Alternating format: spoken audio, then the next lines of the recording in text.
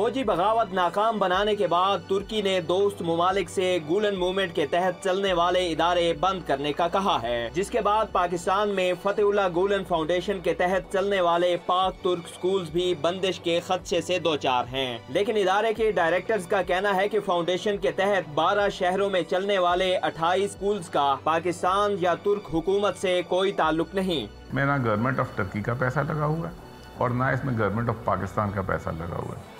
हम लोग जो इसके डोनर्स हैं, जो इसके बच्चों के पेरेंट्स हैं, जो यहाँ के टीचर्स हैं, हम इसके स्टेक होल्डर्स हैं। इसमें कोई किसी हुकूमत का पैसा नहीं लगा हुआ, ये सब डोनेशन से और लोकल फिलैंथ्रोपी या तुर्किश फिलैंथ्रोपी की वजह से ये स्कूल खड़े हुए हैं। स्कूल बंदिश के खदशात ने वालिदैन को भी परेशान कर दिया है। कहते हैं मजीद स्कूल बनाने की बजाय पहले से कायम तालीमी इदारे बंद करना कहाँ का इंसाफ है।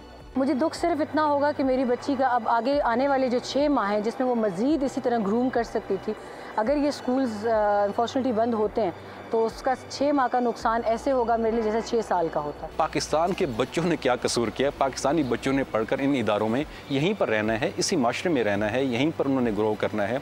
उनका तुर्की के ताल्लुकात से या तुर्की के हालात से कोई ताल्लुक, कोई लेना देना नहीं है। इस्लामाबाद में 3 स्कूलों समेत पाकिस्तान भर में फैली पाक तुर्क स्कूल्स की शाखों में 10,000 से ज़ायद तलबा और तालिबात ज़ेरे तालीम हैं। तुर्की में नाकाम फौजी बगावत के असरात पाकिस्तान में भी महसूस किए जा रहे हैं। तुर्क हुकूमत के मुतालबे पर अगर पाकिस्तान में गोलन फाउंडेशन के तहत चलने वाले तालीमी इदारे बंद कर दिए गए तो उनमें ज़ेरे तालीम 10,000 तलबा का मुस्तकबिल मुतासर होगा, साथ ही सैकड़ों अफराद बेरोजगार भी होंगे। कैमरामैन मुदस्सिर जावेद के साथ एतजाज हसन, डॉन न्यूज़ इस्लामाबाद।